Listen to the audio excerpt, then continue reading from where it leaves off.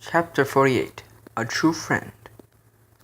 2 months after Omnius visited, do we have to go to Manhattan? Twan asked while pouting. I closed the flap and set it back and put it on. Yes, it's kind of important. She continued to pout. How long will you be gone? I shrugged. I don't know. A while, I guess.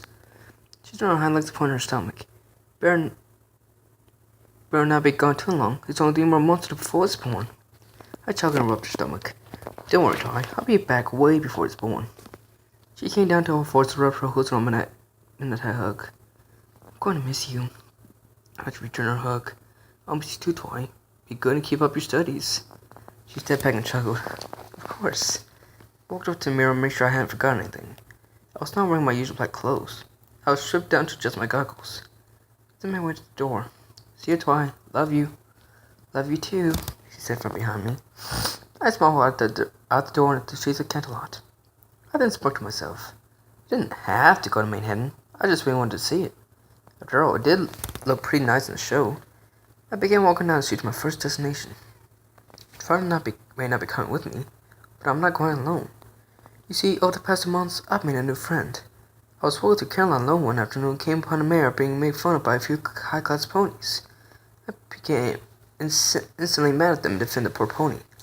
They soon walked off as they saw that they weren't getting in with me, and that their words of insult fell on deaf ears. After that, I talked to the pony. Found out that she was even from Equestria, but land outside of it. Her name was Dolly, a strange first name at first, though I found out that it was part of her culture. We talked for a few hours. In those few hours, I learned a lot about her and her culture. I also found out why she was in Canterlot.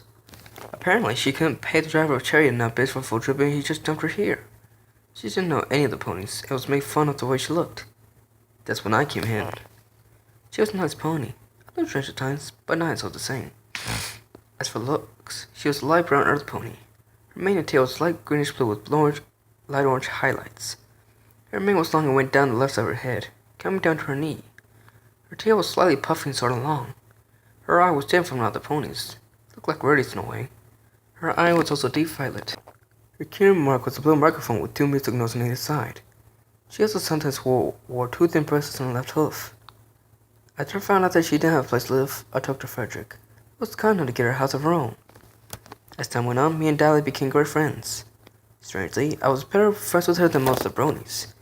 Only 2 ranked above her, and that was Frederick and Twilight. To say the least, we spent a lot of time together. We were close, but in a way a couple is. Sure, we talk about things, but we would never do anything like that. I am married after all. Anyway, back on subject. I'm not going alone to Manhattan. I'm taking my best friend along, Dolly. Why not? She doesn't know that much about Equestria. I'm the only pony she'll even talk to. It's complicated, part of her culture. In her culture, no pony would talk to one another, unless they fully trusted that pony and felt a connection to them. For us, it was a connection of friendship. If you became friends with, say, a pony, it means that you formed a bond that cannot be broken. A bond that you would do anything to keep whole. Got to admit, that's a tough commitment. I wouldn't be able to do that. Too hard. I walked up to her house and knocked on the door. Seconds later, it flew open and there stood Dolly, her setup bag already on. She smiled happily at me. Hi, Lance. You ready to get going? Yes. I told her everything about Melius's bronies. I trust with a secret. I smiled back. You know I'm ready. I've been wanting to go there ever since I arrived in Equestria. She gave me a smile as she walked out of her house and closed the door. I can't wait to see the big city. Every pony from where I live said it was a city to see. I chuckled. You just gotta love the way she talks. She may not make full complete sentences all the time, but you just gotta love it. Oh, it is, believe me. I've talked to plenty of ponies about it. She got a hoof on my back. May I mount your back now? That does not mean what you think it means. Pervs. I chuckled. Hop on, I'll take you for a ride. I looked at my horse. She may not get it, but I do. Dolly gently climbed on my back and positioned herself so that she wouldn't affect my flying. One last thing about our culture, and I'll shut up. In our culture, touching another pony or being touched is like a sacred thing. They will not touch another pony or let another pony touch them unless they trust that pony and accepted them. You know, I'm not that good at explaining this part of our culture. I'll sum it up. Touching equals bad, but touching plus friend equals good. Yeah, that sums it up. I shifted around a bit till I was comfortable and could easily fly. The plan was for me to fly as air, as it would be faster than walking. Once there, we would explore the city, have a good time, Beat some new ponies. They come back within a few days or weeks. We haven't planned this trip for the past month. I turned slightly to her. Ready, Dally? Ready, she said. She held on tight. I lifted up slightly, careful not to let her skid off, or slide off. Once I was high enough above the buildings, I began flying forward. Time to start 2 hours flight to Manhattan. Skip it at 2 hours and 30 minutes. What? I'm not strong enough to go far or fast Dally on my back, okay? I landed in the middle of the city, sweat cleared my body, my lungs on fire. Dally slid off and looked around. Wow, this city is big. I looked at her with an exhausted expression and smiled. It sure is. She began walking forward, but stopped when she saw a large crowd of ponies moving about. She backtracked to me. There are a lot of ponies in the city. I chuckled and stood up straight, ignoring the pain on my back. Well, it is a city after all. Of course there would be a lot of ponies. She looked around. I know. It's just they're so close. What if some pony touches me? Or what if I touch some pony? I put a hoof on her shoulder. Don't worry, I got this. I smirked and pulled off my goggles. Come on, eyes, do your thing. We began walking towards the crowd of ponies, all heading in different directions. As soon as I stepped the crowd, they began going around me like I was deceased. I laughed at myself silently. I love my body. Back, I say, you puffs. I led Dally through the crowd, making sure no pony touched her. That happened, she would be devastated. She would take it as if some pony had raped her. I would never understand no culture. As we walked down the busy sidewalk, I came to a stop. I smiled and looked back at Dally. You hungry? She opened her stomach and grinned. I am very hungry. I chuckled to myself. Man, I love the way she talks. Out of the space looked in. I held out the hood to club in front of us, the trotting pony. Techno music behind his side. Not my kind of music, but come on. It's a club in Equestria. I have to see this. She looked at me with sounds sort of nice. Are you sure? It seems strange. I smiled. I'm pretty sure it's safe. Stay next to me and nothing will happen. I heard her mouth. I promised. I promise. Dally smiled happily. Okay, Lance, I trust you. She then moved up close to me. Lead the way. I head back 11 and led her to the door. Upon entering the club, I could see that they had a DJ up in the corner, playing the music. There was a stage up front, and all the tables in the room faced it. Over to the left was the dance floor, and to the right was a bar of some sort. I walked in, faster, excited. Lance, please wait up, said Dally as she tried to keep up. One last thing, I promise.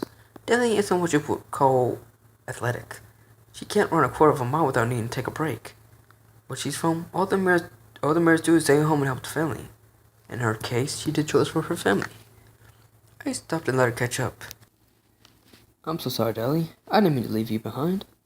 She waved me off with her hoof. Always forgive, Lance. I know you did not mean to leave me.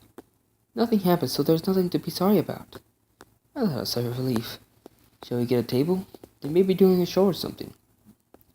We looked around till we found an empty spot, near the front, but off to the side.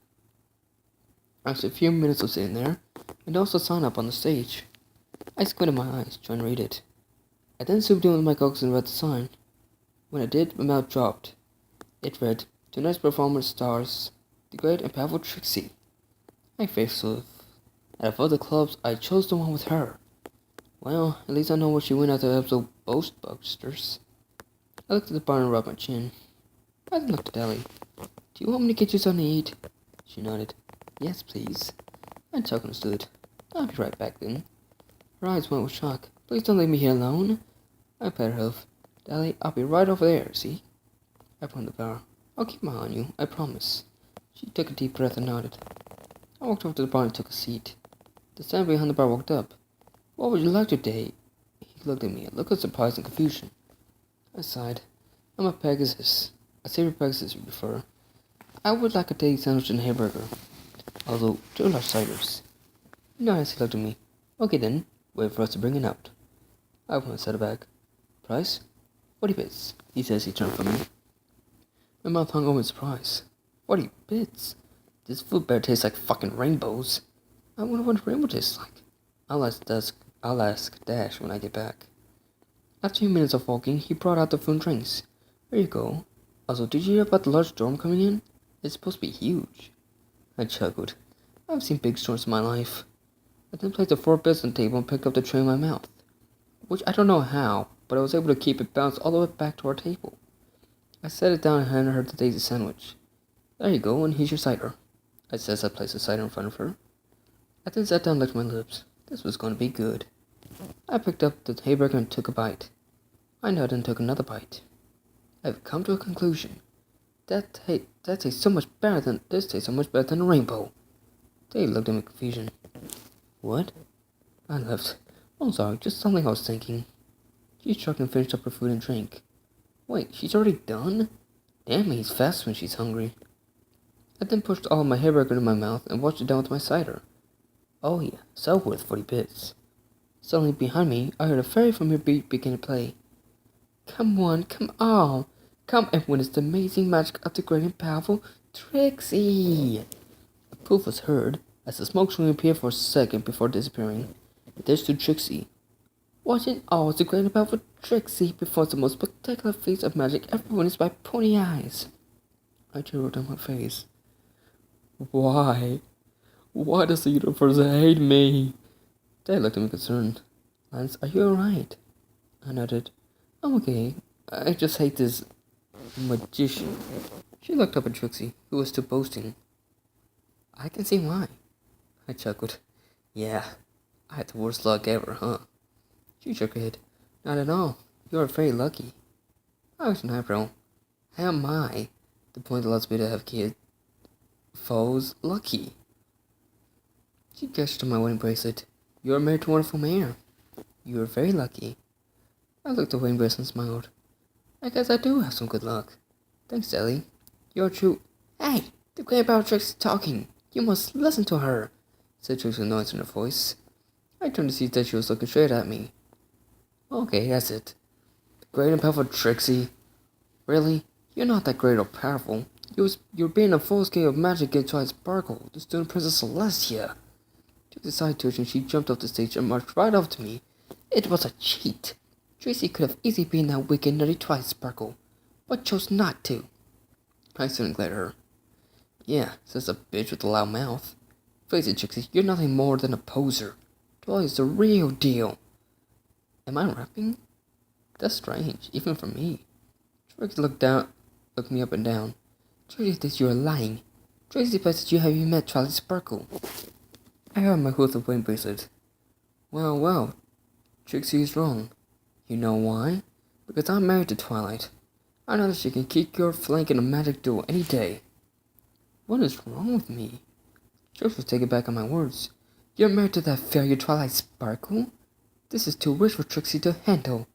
I summoned down. Goddamn fucking third person crap. It's annoying as hell. She twisted, hitting me in the face with a cape. Trixie doesn't have time for you. She has a show to perform. I'm gonna kick her ass, I said as I took a step forward. Dally jumped over the table and pulled me back. Lance, no. Don't fall for her games. She wants you to fight her in public. I took a deep breath and sighed.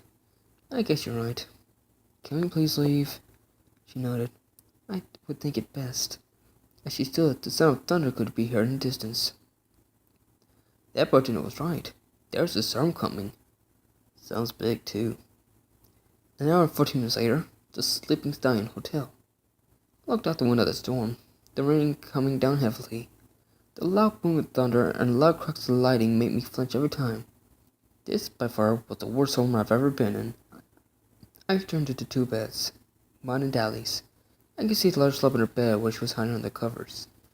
Where she's from, they rarely have a thunderstorm, and when they do, it's never like this. I began walking towards my bed when the power suddenly cut off. Well, shit. I stumbled onto the bed, with little damage.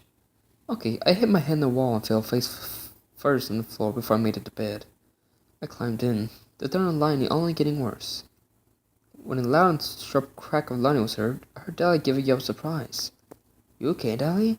I'm okay. Just a little scared is all, she said in a strange voice. I instantly felt bad, because I could tell she was crying. Dally, are you sure you're okay? No, I am not okay. The storm is frightening. I rubbed my hooves together, trying to think of a plan. Then I remembered something. Last night in those thunderstorm in Canterlot, she came around to my house. Tuan and I had let her stay in our room and sleep with us. I know that may sound strange, but when you have a friend in need, you help them. Daddy, would you like to sleep in my bed tonight? I heard his bed squeak and fell to my bed. She gave me a quick hug. Thank you, Lance. You're a good friend. I chuckled. No problem. I know Charlie wouldn't mind. She put her hoof over my waist. Do you mind? I laughed. Not at all. Whatever takes your mind off the storm.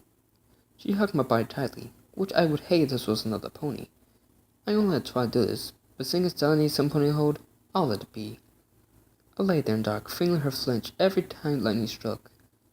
Eventually she fell asleep, snoring slightly. I smiled and started focusing on Twilight. What am I doing, you ask? Well, Twilight cast a spell on me so that I could talk to her anytime I wanted. I loved the spell. Twilight, you awake? I thought. A few seconds delay. Yes, I'm awake. How's Manhattan? Came a voice in my head. Pretty good. We're in a storm right now. You are? How's Sally doing? She's doing fine. But I hope you don't mind that I let her sleep in bed with me. The lightning was scaring her. After a second pause. Oh, it's okay, Lance. I remember the last time it stormed. How she kept crying while she lay between us in bed. She wouldn't let me touch her, so I was no help. Lance, you're a good friend, you know that? How? Well, you let her hold you the whole night, just to make her feel better. That's true friendship, Lance. I smiled. Thank you, Twi. I miss you. I miss you too, Lance. It's no fun here without you. What about David or Greg? Or Spike? David and Spike are already asleep. As for Greg, I'm not going in this room. I tried to put a hook to my face. Well, play with Churchill. You could use the kitchen while I'm gone. I may. He seems to like me. He does. He's a good dog. Just don't let him trick you and overfeed him. He's a smart dog. Don't worry, he can't outsmart me. I know, because you're so adorable. I'll never know where you got that name from me. I'll never tell. Well, I have to go, Lance. I'm in the middle of a book. I just react with a smile. Is it the book the princess hit you? A pause. Shut up. I had back a laugh. Good night, Dwight. Love you. Good night, Lance. I love you too. I relaxed on the pillow and let the sounds of the storm soothe me. Within seconds, I was out.